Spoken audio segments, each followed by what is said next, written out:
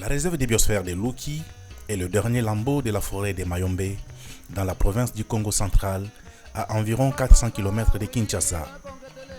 La gestion de cette réserve a toujours rencontré la résistance des communautés dont les activités principales sont la carbonisation, la chasse et le sillage. Tozokota kaka meti fois. Tokotala totali gauche à droite. Moi musala mususu ezala ezati. Alors eloko nde tokosala tika kaka.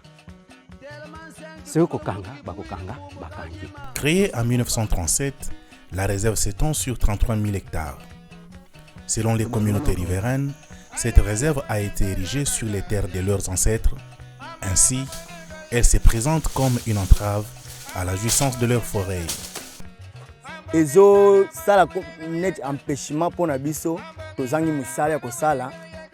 Pour ceux par exemple tokoti na arme, toke ubominyama. Et qui va conduire soit ba garde ba mone ba kanina o arme yango nde bikisaka ngai yango esala kenazo wa quelque chose pona boko le ban mais vu que misala ezate donc faut que tokosala ngaka soit même ba o ba tosala makape tosala ngaka vu que misala ezate. Pour mettre fin à ces climats de conflits, les stratégies ont été mises en place par les autorités de la réserve ensemble avec les communautés. Nous sommes une réserve de biosphère est censé protéger et la biodiversité et l'homme également doit vivre. Donc une des stratégies mises en place, c'est on a zoné la réserve. Donc il y a 3 zones au sein de la réserve et la zone de transition, c'est la plus vaste zone d'ailleurs où sont autorisées les activités humaines, donc de champs et consorts, mais sous la supervision des gestionnaires de la réserve.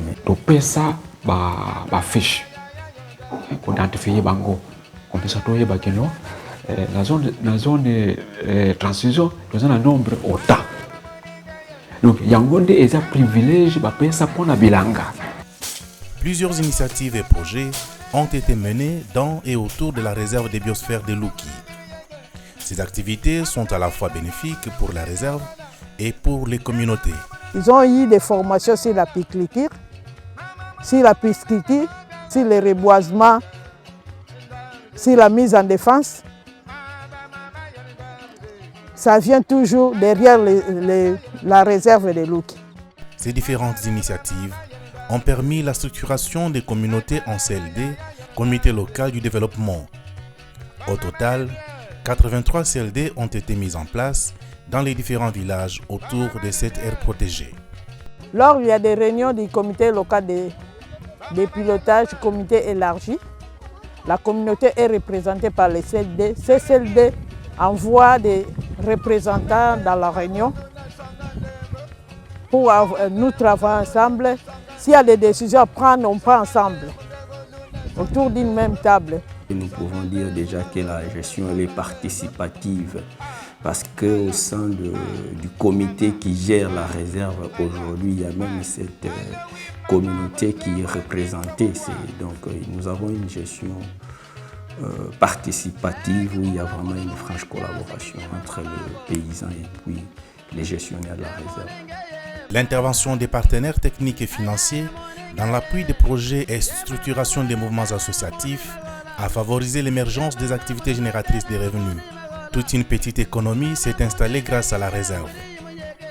C'est le cas des mamans productrices de chikwang améliorés qui aujourd'hui arrivent à vendre leurs marchandises au-delà des frontières congolaises. Dans le projet Papa Sawana Yaki a regroupé Bisso, a formé Bisso, a la Kissibiso Ndeni Nikosala Bachan école, a technique agricole, la Kissibiso ndenge nini toko lona poto zwa biloko ba yepe ko doter biso ba semences améliorées.